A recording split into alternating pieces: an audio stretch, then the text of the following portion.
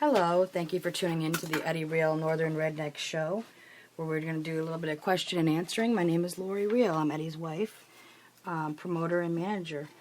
And I've got a couple questions. I'm just going to start this off, and anybody who wants to chat live, we can pick that up too as well.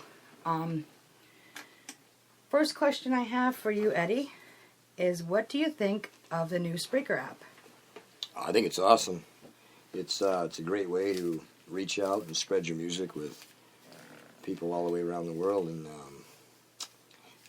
yeah, I mean, it enables you to share your music with people who might not ever be able to get out to your shows, or who probably wouldn't hear you if you weren't out there, you know, I mean, if there wasn't such a way to broadcast. And yeah, I'm really liking it. I think it's a really cool thing.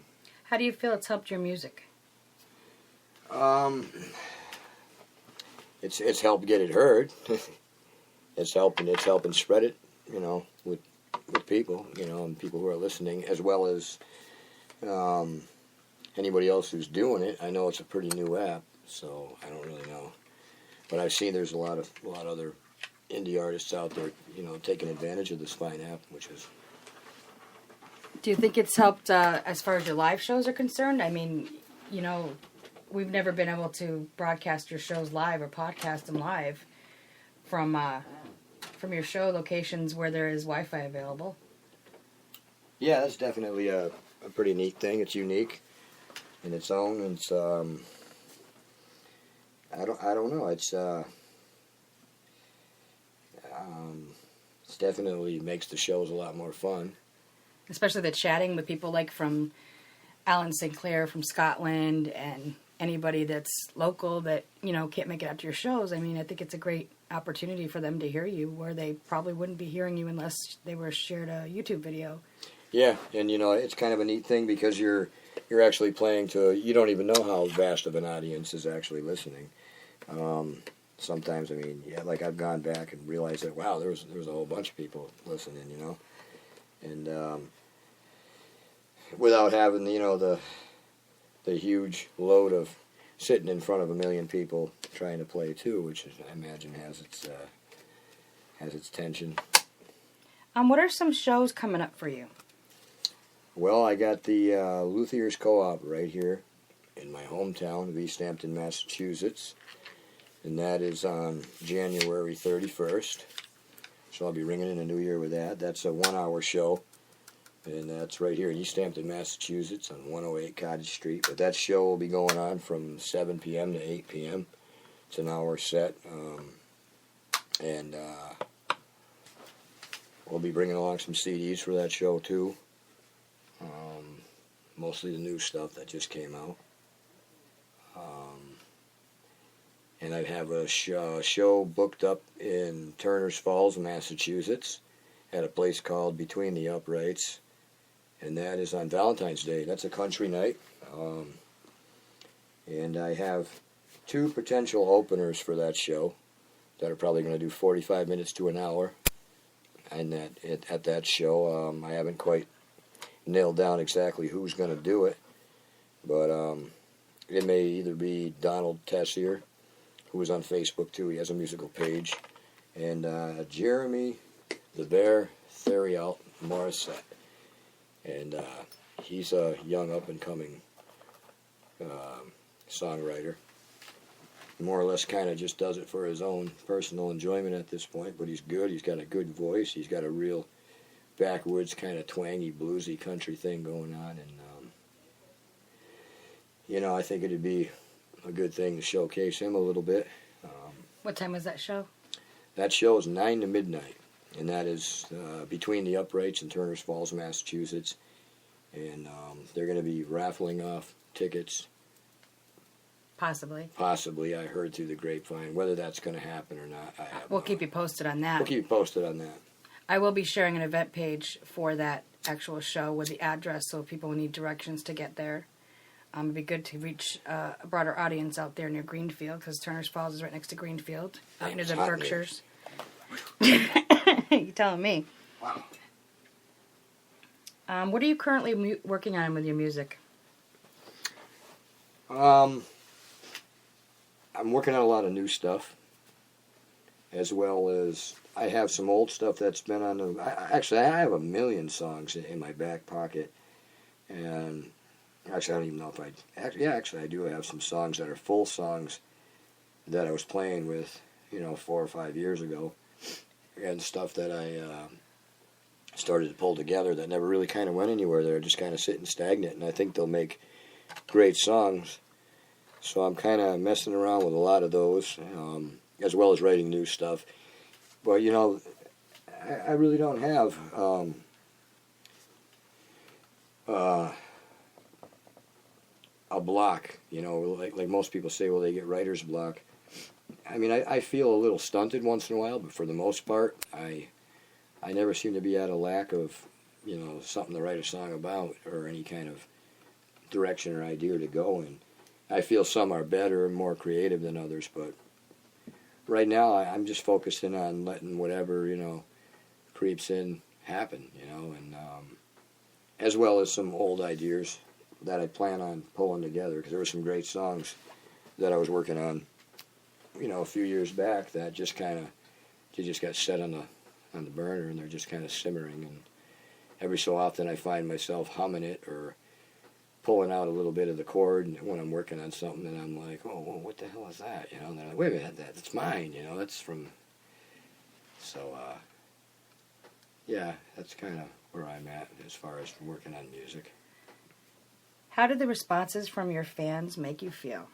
Oh, awesome. I mean, there's nothing better than people, telling you that they like what you're doing, yeah, it means a lot to me, because, quite frankly, I don't really see where it is all that special, because to me, I'm just some guy that's got some ideas that throws them together, writes songs, and puts them to music, and I can say one thing, it's definitely 100% real and coming right from my soul, but I think everybody writes music like that.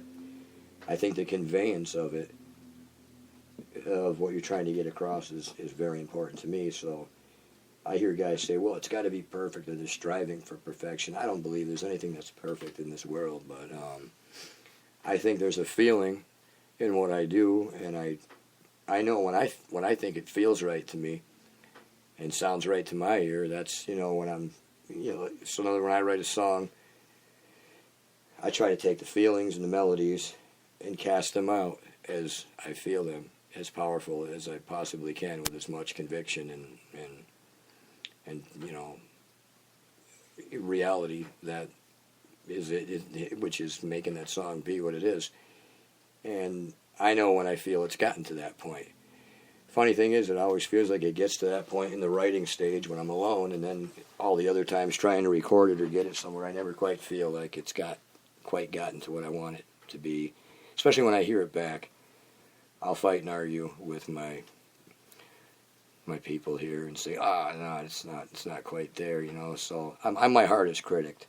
So when people say, oh my God, that touched me, or I really like that, that's a pretty big thing for me, because that's kind of what I'm trying to do, is kind of, I never really woke up one day and said, gee, I want to be a singer-songwriter. It just kind of happened, and it's kind of still happening. Is writing your songs a form of some kind of like therapy, or a way to get things off your chest, or things you're thinking about or feeling, whether it be good or bad? I wouldn't say it's a therapy. I would say it's, some people might call it a therapy, but More expression, maybe? I just felt like I had all this stuff in me that it had to come out. Like I said, ultimately, I never woke up and said I wanted to be a songwriter.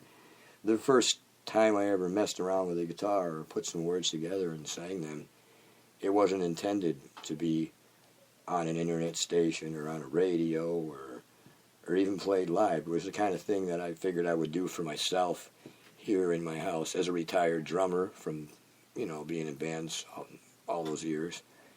It was kind of a challenge to me, to see, well, can I, take this thing with 6 strings on it and make a song. I wasn't even concerned. I've never had a formal guitar lesson. Everything I do is pretty much self-taught, or has got my own technique on it, and I'm not really concerned with being a great guitar player. I'm concerned more with being in tune and finding the right individual notes and chords to basically move the song, and that's kind of where I started.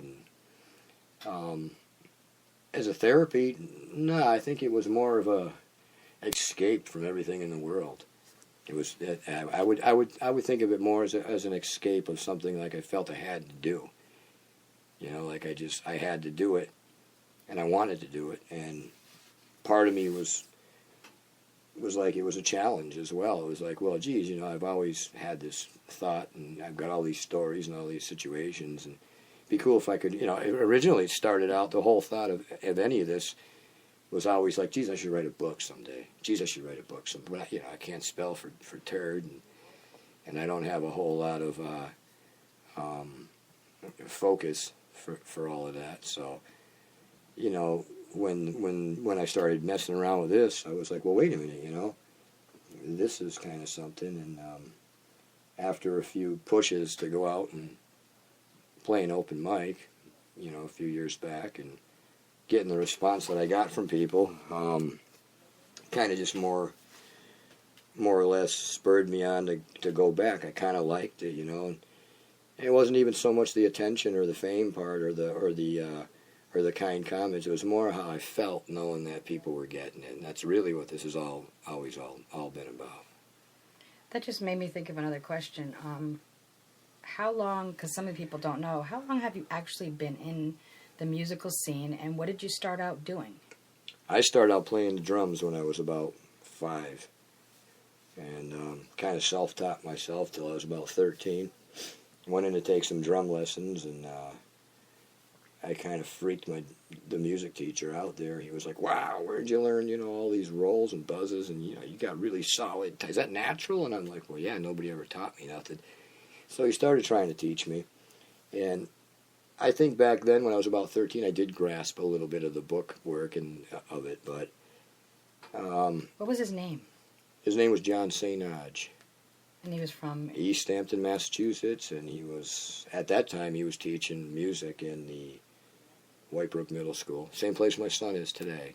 And your son's our son's a drummer now in that same yeah, school. Yeah, and I was always concerned with learning how to read the music and the notes and all that, and at one point I think he found that I had a good enough ear to pretty much do what I wanted to do, because my father always wanted to buy me a drum set, and he always said, well, you know, I'm not going to buy you a drum set unless you're going to do something with it, and you're going to learn, and you're going to play in a band, and it's going to be fruitful.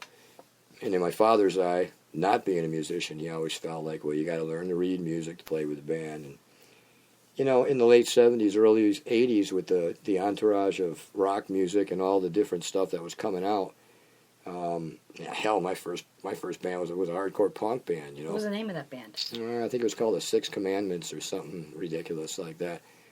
But, you know, no matter what style you were in, I guess you instantly got noticed if you were good at it. And I guess I had good timing and I had a good ear, so I kind of just kept going with that. So, yeah, the drums was my first instrument. Funny thing was, my sister was always a guitarist. She was a darn good guitarist, too. My middle sister. What's her name? Amy. Her name is Amy Riel. She's married now, but she was always a guitarist. She had a guitar laying around all the time, but I never really had much interest in it. But as a way for her to keep me quiet when she was babysitting me, because we were 7 years apart, so when she was 14, I was 7, and I was a little brat she got stuck with. And man, I was a terror. I do remember that. So one of the things she would do is she would either play her guitar and let me sing to her, and I'd sing through a Lincoln log while standing on the footstool in the living room, especially around this time of year at the Christmas lights. And I thought I was Willie Nelson or something, you know, and something.